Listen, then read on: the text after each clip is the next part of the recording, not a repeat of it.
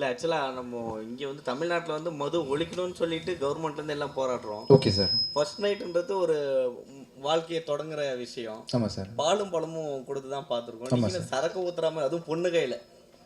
புதுமையான கேள்வியாக இருக்குங்க. நீங்கள் குடிப்பீங்களா சார்?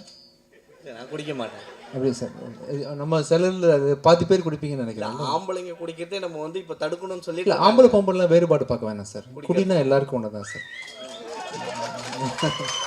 அது இதில் வந்து ஆண் பெண் பிரிக்கவே வேணாம். நமக்கு என்னெல்லாம் இருக்கோ அது அவங்களுக்கும் உரித்தானது தான். நம்ம அப்படி பார்த்துட்ருக்குறோம். குடியை ஆதரிக்கலை, ரைட்டுன்னு சொல்ல வரல. ஆனால் நம்ம குடித்தா அவங்களும் குடிக்கலாம். நம்ம குடிக்கக்கூடாது தப்புன்னு அட்வைஸ் பண்ணுறதா இருந்தால் ஆம்பளைக்கும் பண்ணலாம், பொம்பளைக்கும் சேர்த்தே பண்ணலாம். இல்லை, நீங்கள் அதில் ஸ்டார்ட் பண்ணியிருக்கீங்களே, அதை தான் கேட்கணும். இல்லை சார், நான் பண்ணல சார், பாப்பா தான். ஏன் குடிச்சிங்க? பதில் சொல்லுங்க. இல்லை, இப்போ ஐடி ஃபீல்டு வந்ததுலேருந்து பெண்கள்லாம் இப்படி தான் இருக்காங்கன்ற மாதிரி காட்டுறீங்களா? இப்போ என்ன சார் ஐடி ஃபீல்டு வந்ததுக்கு பிறகு இது போஸ்டர் டீகோடிங் மாதிரி இருக்கு. நம்ம அடுத்த கேள்விக்கு போனால் ரொம்ப நல்லா இருக்கும். அப்படிலாம் இல்லை சார். ரொம்ப நாளாகவே குடின்றது இருக்குது சார். நம்ம ஊரில் சாரான்ற பெயரில் குடிச்சிட்டு இருந்தோம். இப்போ பாரில் வந்து ட்ரிங்க்ன்ற பேரில் குடிக்கும். குடின்றது ரொம்ப நாளாகவே காலம் மதுபானம் சோமபானம்னு ஒன்று நம்ம ராஜராஜ சோழன் ராஜேந்திர சோழன் டைமில் கூட இருந்திருக்குன்னு நினைக்கிறேன். ஆக்சுவலாக நம்ம புராணங்களில் படித்து வச்சு சொல்கிறேன். குடின்றது ரொம்ப நாளாகவே இருக்குது. அது இப்போ பேர் மாறுது. மெக்டொனால்ட்ஸ், என்ன கிங்ஃபிஷர்னு பேர் மாறி இருக்குது. அப்போ வந்து சோமபானம்னு வெறுமனே சிம்பிளாக அழைச்சிட்டு இருந்தாங்க. நீங்கள் குடித்தது என்ன பிராண்டுன்னு கேட்குறாங்க. Yes sir.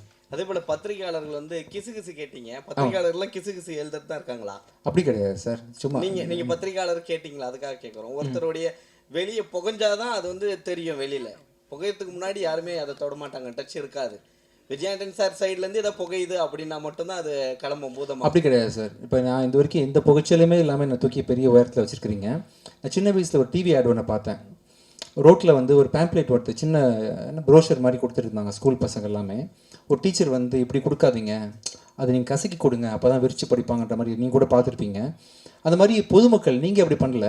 பொதுமக்களுக்கு வந்து சின்ன ஒரு பிரச்சனை அப்படின்னா ஈஸியாக நார்மல் விஷயத்தை நீங்கள் சொல்கிறத காட்டிலும் அதில் ஏதாவது சின்ன குதர்க்கமாக நீங்கள் ஒரு வார்த்தை எழுதுனீங்கன்னா அது டக்குன்னு ஈஸியாக ரீச் ஆகுதுன்றதுக்காக எங்களை ப்ரொமோட் பண்ணுறதுக்காக நீங்கள் கஷ்டப்பட்டு சம்டைம் கிசு எழுதுறீங்க.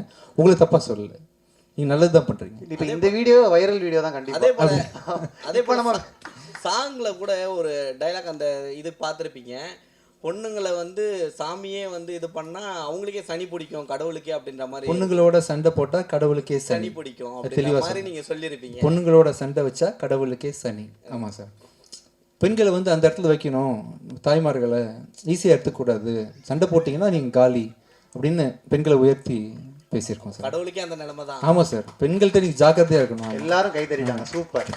லிரிக்ஸ்லாம் கவனிச்சிருக்கீங்களா? ஒரு தடவை தானே கேட்டோம். பரவாயில்ல, ஒரு தடவை தான் பாட்டு போட்டோம். எப்படி பாருங்க இம்பாக்ட். செய்திகளை உடனுக்குடனும் துல்லியமாகவும் தெரிந்து கொள்ள சப்ஸ்கிரைப் பண்ணுங்க.